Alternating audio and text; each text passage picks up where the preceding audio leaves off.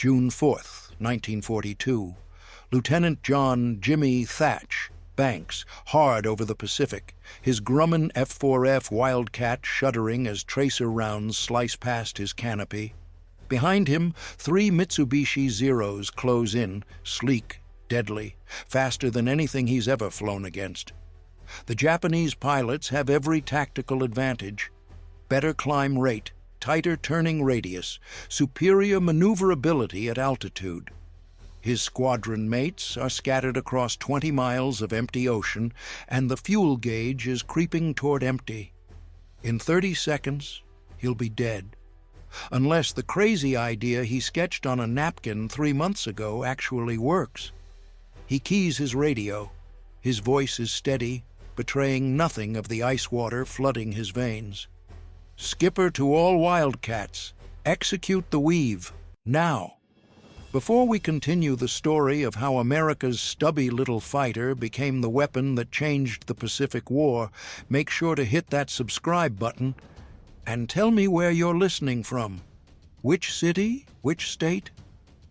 I'm curious to know who's brave enough to discover what happened when Japanese aces learned that American grit beats Japanese steel every single time. The story begins 6 months earlier, in the dark winter days after Pearl Harbor, when America's naval aviation program lay in smoking ruins and every tactical advantage belonged to the enemy. December 1941. The smoke still rises from Battleship Row when the first intelligence assessments cross Admiral Chester Nimitz's desk at Pearl Harbor. The reports make grim reading. Japanese carrier pilots have 600 combat hours on average. American pilots have 60. Japanese fighters dominate every engagement from the Philippines to Wake Island. The Zero outclasses every aircraft the Navy can put in the air. It climbs faster, turns tighter, and at 15,000 feet, it's untouchable. The mathematics of aerial combat are brutally simple. Superior performance equals air superiority, and air superiority equals control of the Pacific. Right now, Japan owns both. At Grumman Aircraft Engineering Corporation on Long Island, engineers huddle over drafting tables in unheated warehouses, racing against impossible deadlines. Their F-4F Wildcat fighter looks nothing like the sleek Japanese interceptor that's terrorizing Allied squadrons across the Pacific theater. Where the Zero is graceful and light, the Wildcat is compact and muscular. Where the Zero sacrifices armor for speed, the Wildcat wraps its pilot in protective steel. The Japanese mock it in radio intercepts, translated at Pearl Harbor. They call it the flying barrel. They say American pilots are driving trucks to a dogfight. They're not entirely wrong. The Wildcat weighs 7,952 pounds, fully loaded. The Zero weighs 5,313 pounds. In aerial combat, weight is death. Every extra pound of armor plate, every additional round of ammunition, every gallon of self-sealing fuel tank technology costs speed and climb rate. The Zero reaches 331 miles per hour in level flight. The Wildcat tops out at 318. At 10,000 feet, a Zero can outturn a Wildcat in 14 seconds flat. In mock combat trials at Naval Air Station San Diego, experienced test pilots can't shake a Zero-equivalent aircraft no matter what maneuver they attempt. The conclusion seems inescapable. American naval aviation is flying obsolete equipment against a superior enemy, and men are going to die because of it. But there's something the Japanese intelligence officers don't know, something that doesn't show up in performance specifications or gunnery tables. The Wildcat can take punishment that would shred a Zero into aluminum confetti. At Grumman, Chief Engineer Bill Schwendler obsesses over pilot survival. He adds armor plating behind the cockpit seat. He installs bulletproof glass in the windscreen. He specifies self-sealing fuel tanks that can absorb .50 caliber rounds without erupting into fireballs. Every addition makes the aircraft heavier, slower, less maneuverable. Every addition keeps pilots alive long enough to learn the lessons that will save them. Lieutenant Commander John Smith Thatch understands this trade-off better than most. At 36, he's ancient by fighter pilot standards, a career naval aviator who learned to fly in open cockpit biplanes when aviation was still more art than science. He commands Fighting Squadron 3 aboard the USS Lexington, and his pilots are scared. They've read the intelligence summaries. They know the performance gap. They know that in a turning fight against a Zero, the physics of aerodynamics favor the enemy. Some of them won't make it home. Thatch's job is to make sure more of them do. He starts with the numbers. A Wildcat can't outturn a Zero, but it can outdive one. The Wildcat's heavier airframe and more powerful Pratt & Whitney R1830 engine give it superior performance in vertical maneuvers. In a dive from 20,000 feet, a Wildcat accelerates faster and maintains control at speeds that would rip the wings off a Zero's lighter frame. The Japanese pilots know this too. They avoid diving engagements. They force American fighters into horizontal turning battles where Japanese advantages are overwhelming. Standard Navy doctrine calls for defensive maneuvers that play directly into enemy strengths. Thatch needs something different, something that turns the Wildcat's limitations into weapons. Late one night in the Lexington's ready room, he sketches diagrams on scratch paper. Two Wildcats flying in mutual support.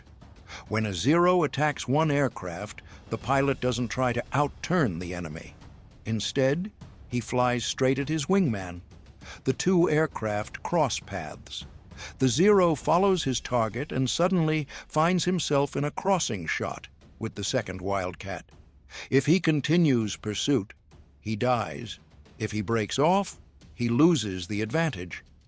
Either way, the attacked Wildcat escapes. Thatch shows the diagram to his squadron mates. They stare at the paper like it's written in ancient Greek. "Skipper," one pilot says, slowly, "that's the craziest thing I've ever seen. When do we start practicing?" They drill the maneuver every morning, flying patterns over empty ocean while the Lexington plows northwest toward Japanese-held waters. The technique requires perfect timing. Break too early, and the Zero has time to adjust. Break too late, and the crossing shot window disappears. The pilots name it the Thatch Weave, and practice until the movements become instinctive, until they can execute the pattern in their sleep. They'll need that muscle memory. In combat, there's no time to think. February 20th, 1942. The Lexington launches airstrikes against Japanese positions at Rabaul in New Britain. Thatch leads 6 Wildcats as fighter escort for torpedo bombers penetrating enemy airspace. 15 Zeros intercept the formation at 12,000 feet. The Japanese pilots attack with absolute confidence, splitting into pursuit pairs and selecting targets. They've done this 100 times. American fighters scatter like frightened birds. Today will be no different. Except today, Thatch's pilots don't scatter.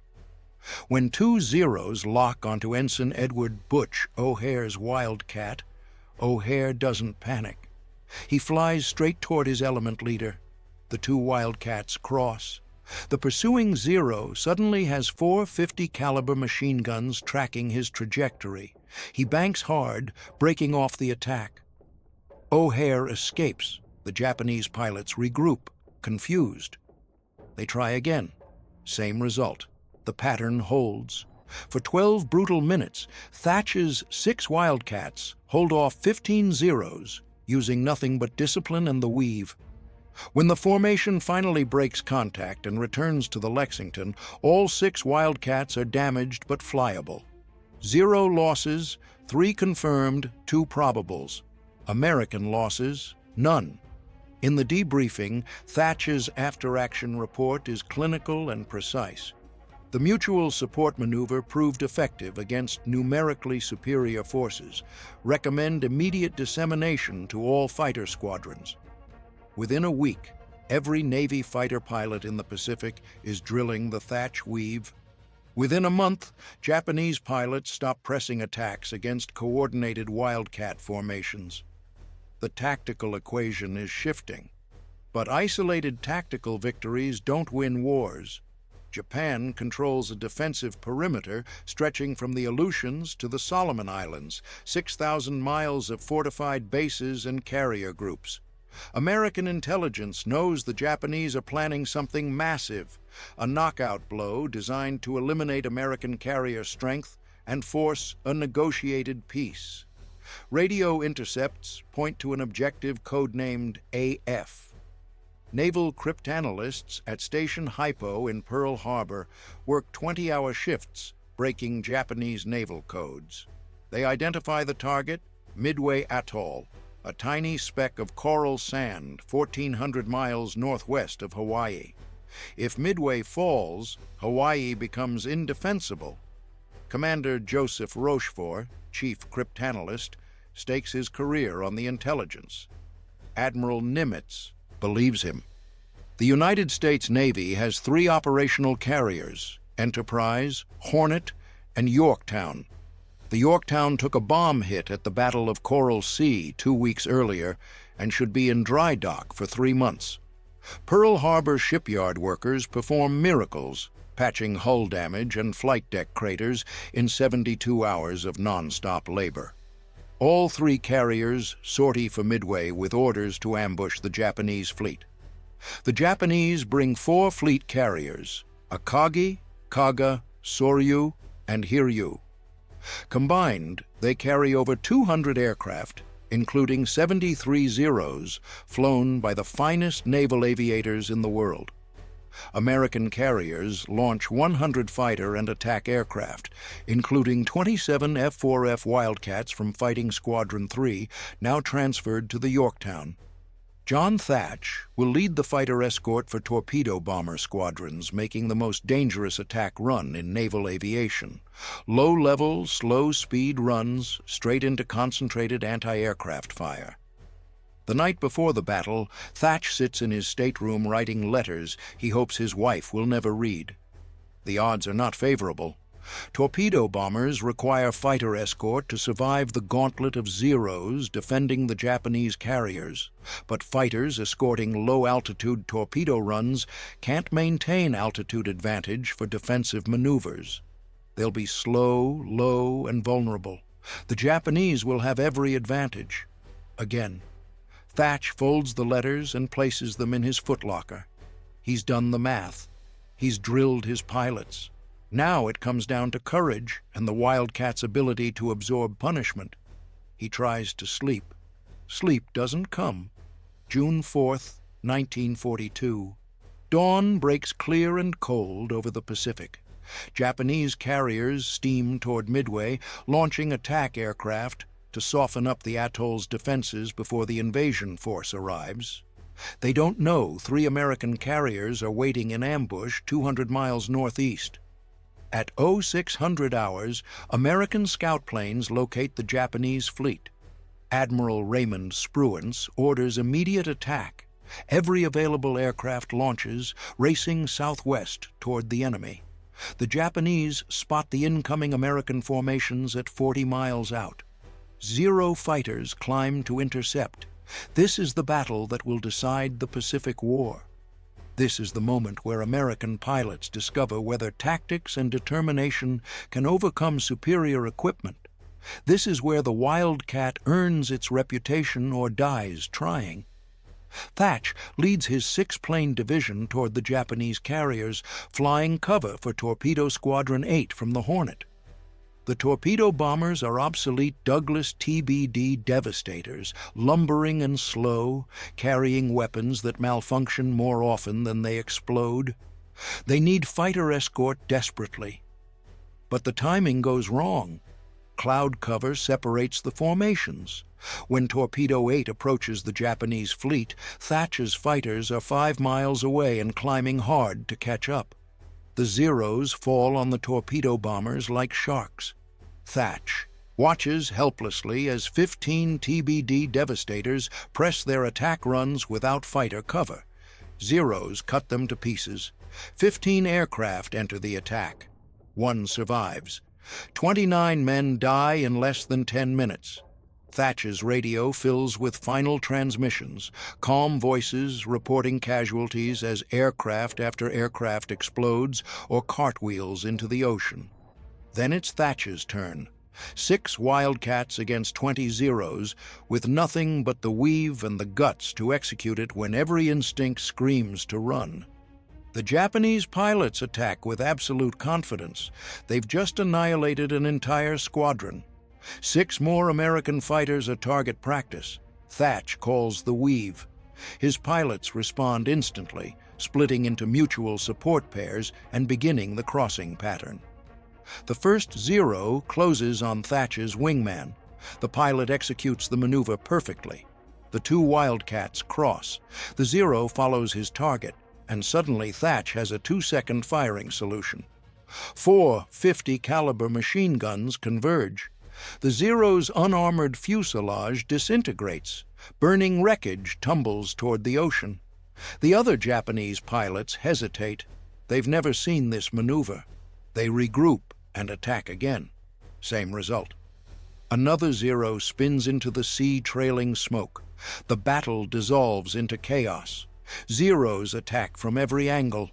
Wildcats weave and scissor, turning defense into offense, converting Japanese advantages into fatal targeting solutions. Thatch's aircraft takes multiple hits.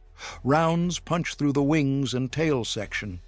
One bullet shatters his windscreen. Another punches through the armor plate behind his seat and lodges in his parachute pack.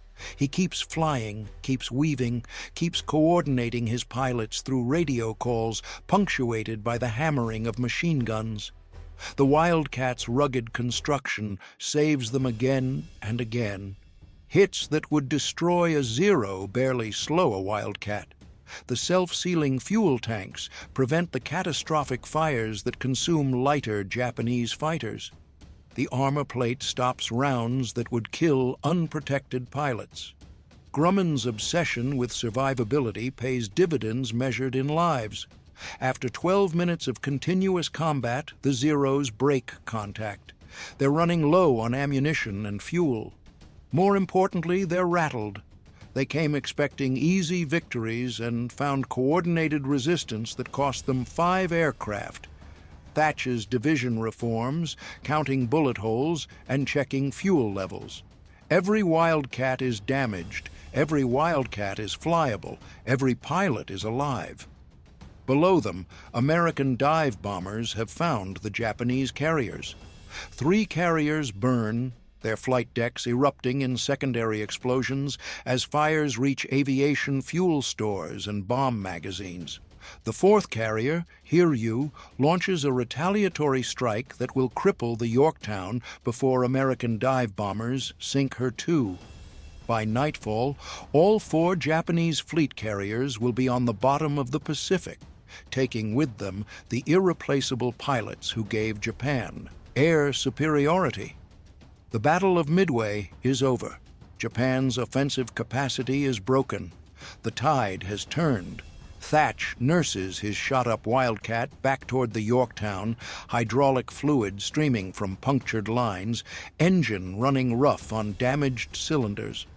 The carrier's flight deck looks impossibly small from 3 miles out, a postage stamp on endless blue ocean. His fuel gauge reads empty. He's flying on fumes and determination. The landing signal officer guides him in. The Wildcat touches down hard, tail hook catching the arresting wire. Thatch shuts down the engine and sits in the cockpit for a long moment, hands shaking, ears ringing from hours of machine gun fire and radio chatter. Ground crew swarm the aircraft, counting bullet holes. They stop at 47. 47 hits. The Wildcat brought him home anyway. In the weeks following Midway, intelligence officers analyze the battle's aerial engagements. The statistics tell a remarkable story. American fighter pilots, flying supposedly inferior aircraft, achieved a kill ratio of 3.5 to 1 against Japanese fighters in the battle's critical engagements. Wildcats participating in the WWII recorded 0 losses while shooting down 14 enemy aircraft. The performance gap that looked insurmountable in December has evaporated by June. Not because the Wildcat suddenly became faster or more maneuverable. The Zero still outturns and outclimbs American fighters.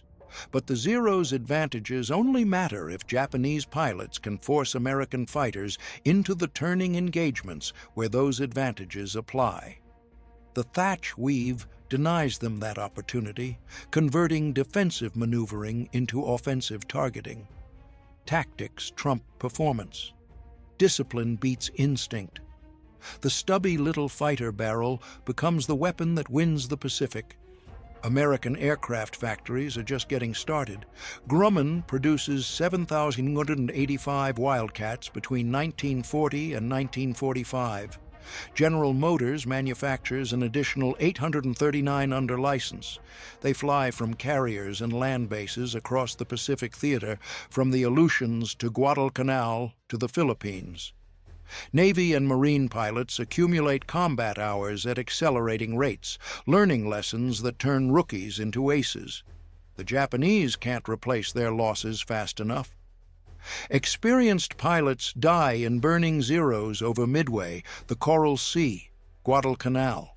Their replacements have fewer training hours, less experience, declining skills. American pilots get better. Japanese pilots get desperate. The performance gap that favored Japan in 1941 reverses by 1943. By 1944, American pilots in their stubby barrel fighters own the Pacific sky. The Wildcat's combat record speaks for itself.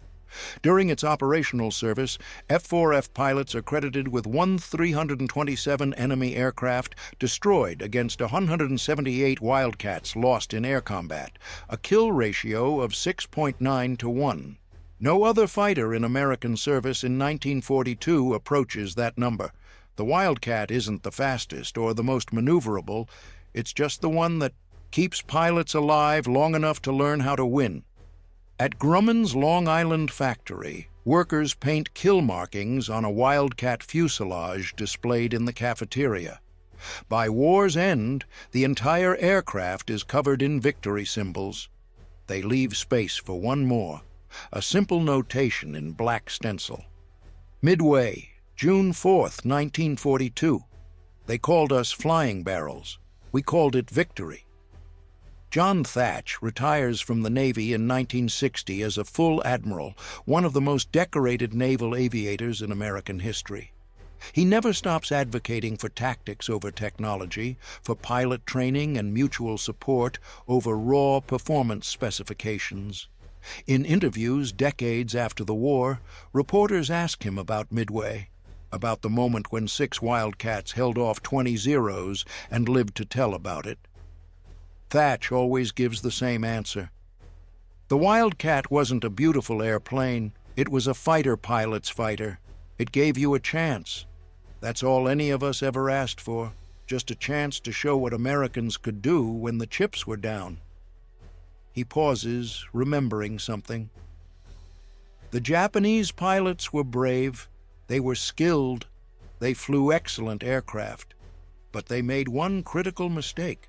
They confused performance with capability. The Wildcat taught them the difference. Sometimes the stubby little underdog wins because he refuses to quit. That's not just aerial combat. That's America. The last operational F-4F Wildcat flies its final combat mission in August 1945 as part of Composite Squadron 76 aboard the USS Tulagi. By then, newer fighters like the F-6F Hellcat and F-4U Corsair have taken over frontline duties, carrying forward the tactical lessons learned in Wildcat cockpits over hostile waters. But the Wildcat's legacy endures in every mutual support maneuver, every emphasis on armor and survivability over pure speed, every training program that prioritizes tactics and teamwork over individual heroics. The stubby barrel that Japanese pilots mocked becomes the foundation of American naval aviation doctrine for the next 50 years. The fighter that couldn't outturn a Zero ends the war, having outfought everything Japan could put in the air.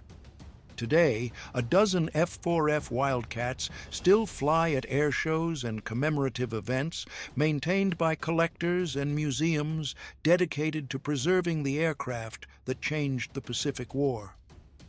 When those radial engines roar to life and those distinctive landing gear legs fold into the wings, spectators see more than vintage metal and fabric. They see the courage of pilots who flew inferior equipment against impossible odds and won anyway. They see the ingenuity of engineers who prioritized pilot survival over performance specifications. They see the determination of a nation that turned tactical disadvantage into strategic victory through discipline, training, and the absolute refusal to accept defeat. The Wildcat flies again, and for a moment, the summer of 1942 lives on, when American grit and a stubby little fighter proved that sometimes the underdog wins by simply refusing to lose. The numbers tell the story. In December 1941, Japan controlled the Pacific with overwhelming air superiority. By December 1942, American fighters had reversed the kill ratio and seized the initiative. By December 1943, Japan's carrier aviation program was in irreversible decline. By December 1944, American aircraft dominated Pacific skies so completely that Japanese forces resorted to kamikaze attacks because conventional aerial combat was suicide. The Wildcat didn't accomplish this transformation alone, but it held the line when the line had to hold. It bought time when time was the most precious commodity America possessed. It kept pilots alive when survival seemed impossible. From Pearl Harbor to Midway to the final victory, the F-4F Wildcat proved that American determination backed by sound engineering could overcome any advantage the enemy possessed. The Japanese pilots who mocked the flying barrel learned that lesson the hard way at 20,000 feet over the Pacific, when the stubby little fighter they dismissed as obsolete shot them out of the sky and sent their carrier fleet to the bottom of the ocean. Sometimes the best weapon isn't the fastest or the prettiest. Sometimes it's the one that works when nothing else will. The Grumman F-4F Wildcat worked.